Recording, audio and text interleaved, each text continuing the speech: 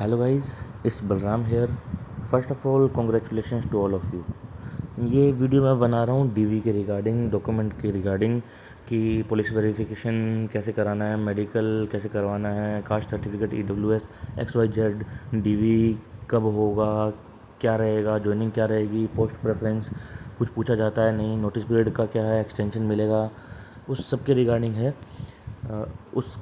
एक एक करके बात करेंगे। सबसे पहले हम बात करेंगे पुलिस वेरिफिकेशन पे। ये जो सब लिखा है मैं इसके बारे में लाइन से एक एक करके बात करने वाला हूँ। पूरा वीडियो देखिए, जो भी डाउट्स रहें सबके बारे में। चलिए शुरू करते हैं।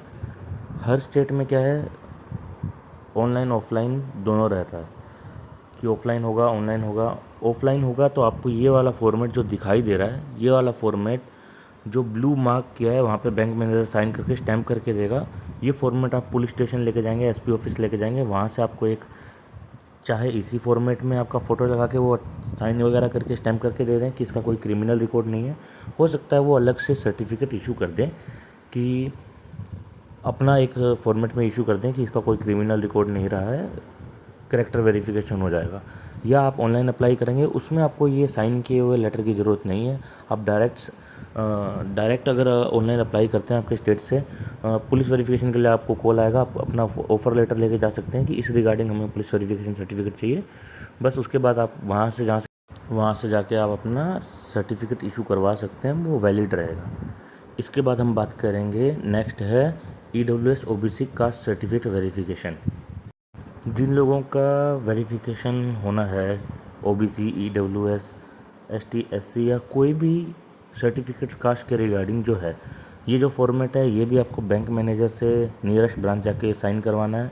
ये लेटर लेके और अपना कास्ट सर्टिफिकेट लेके आप उस डिपार्टमेंट में जाएंगे जहाँ से फाइनली आपका जो कास्ट सर्टिफिकेट है वो इशू हुआ था। फिर आप उनको ये ऑफ़र लेटर लेके जाएंगे और ये बैंक का लेटर फॉरवर्डिंग वाला आप उनको देंगे कि हमें एक वेरिफिकेशन चाहिए कि जो आपका कास्ट सर्टिफिकेट का जो लेटर है वो ओरिजिनल है, उसके लिए ऑथेंटिक है, उसके लिए वो एक लेटर इशू कर देंगे। लेटर के अंदर ये मेंशन होगा कि XYZ सीरियल नंबर के साथ आपका नाम दिया होगा कि इनका जो कास्ट सर्टिफिकेट है, EWS सर्टिफिकेट है, ये ऑथेंटिक है, वेरीफाइड है, और वो आपके डीवी में चलेगा। इसके बाद हम बात करते हैं मेडिकल के ऊपर। मेडिकल सर्टिफिकेट का क्या रहेगा। जब आप बाकी डॉक्यूमेंट साइन कराने जाएंगे तो ये तीनों लेटर एक साथ करा लीजिएगा, पुलिस वेरिफिकेशन, कास्ट का और मेडिकल का। अकाउंट ओपनिंग भी करवा ही लेना वहाँ पे।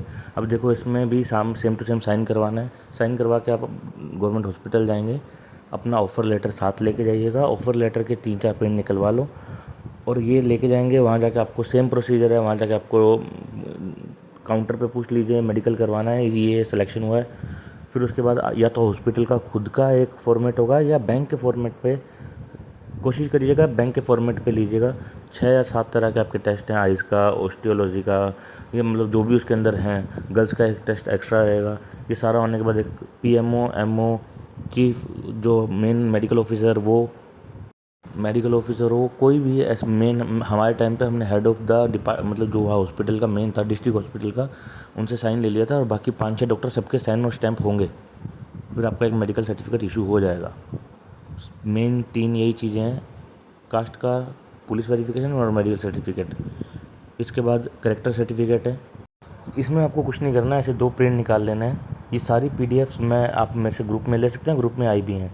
इसमें कुछ नहीं करना, आपको ये सारी डिटेल फिल करके, ये गेस्टेड ऑफिसर होते हैं, SDM हो गया, तहसीलदार हो गया, first grade teacher, lecturer, government teacher का गवर्नमेंट फर्स्ट ग्रेड टीचर होना चाहिए, लेक्चरर होना चाहिए, गवर्नमेंट डॉक्टर, ये सबसे कोई 2 लोगों से साइन करवाना है और ये करेक्टर सर्टिफिकेट हो जाएगा आपका। अब बात करें सिक्योरिटी बॉन्ड की। इसका फॉर्मेट भी ग्रुप में है। इसमें कुछ नहीं है, फॉर्मेट आपको दिया हुआ है, सब ये फिल करना है।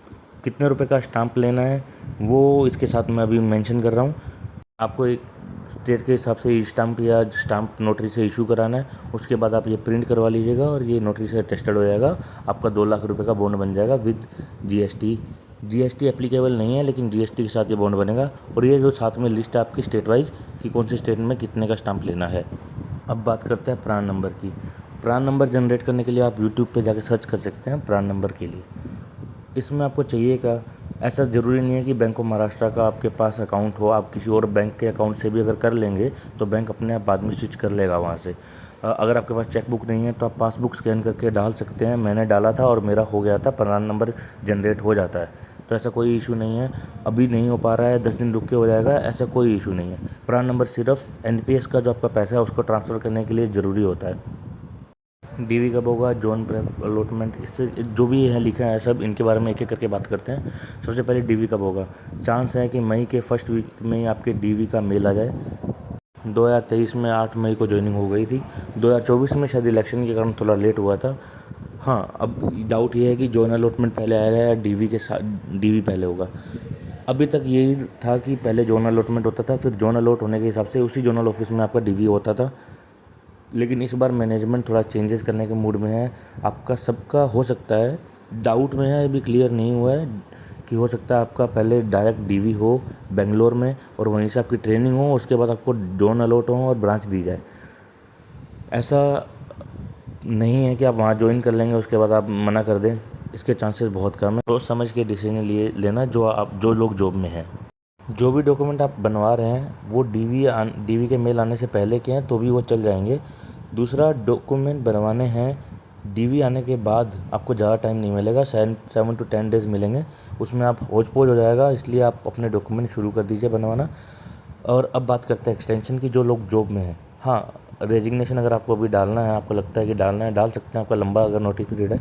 और सेकंड, अगर आपका डीवी का मेल आता है उसके बाद अगर आपको एक्सटेंशन चाहिए तो आप बैंक को मेल कर सकते हैं विद प्रूफ कि हमें ये इस रिगार्डिंग हमें नोटिस पीरियड सर्व करना है, या जो भी XYZ आपके रीजन में मेडिकल इशू है उसके बिहाफ पे एक्सटेंशन दिया जाए। बैंक कंसीडर करता है और वो देगा। पोस्टिंग कहाँ होगी। 2023 में काफ़ी लोगों को नियरेस्ट दिया गया था, लड़कियों को होम स्टेट दिया गया था। 2024 में बिल्कुल उल्टा हुआ। तो कोशिश रहेगी बैंक की पास में दी जाए अगर वैकेंट सीट्स रहेंगी, लेकिन सबको मिले ऐसा कुछ ज़रूरी नहीं है। आपकी ग्रेजुएशन की डिग्री, 10th-12th की डिग्री, मार्कशीट, उनकी फ़ोटोकॉपीज़ कंपलसरी हैं। पैन कार्ड कंपलसरी है आपका। OBC EWS का सर्टिफिकेट कंपलसरी है। आपकी ग्रेजुएशन की डिग्री होना कंपलसरी है। इसके अलावा अंडरटेकिंग्स हैं जो आप साइन कर सकते हैं। सारे ऑलमोस्ट सब चीज़ें जो होनी चाहिए थी मैंने बता दी हैं। फिर भी अगर कुछ रह जाता है आप मेरे को पर्सनली मैसेज कर सकते हैं, मैं सब बता दूंगा। जितनी मैं हेल्प कर सकता हूँ मैं कर दूंगा। और कोई क्वेश्चंस हो तो text me. Bye bye. Thanks for watching, like and subscribe. शुभ रात्रि।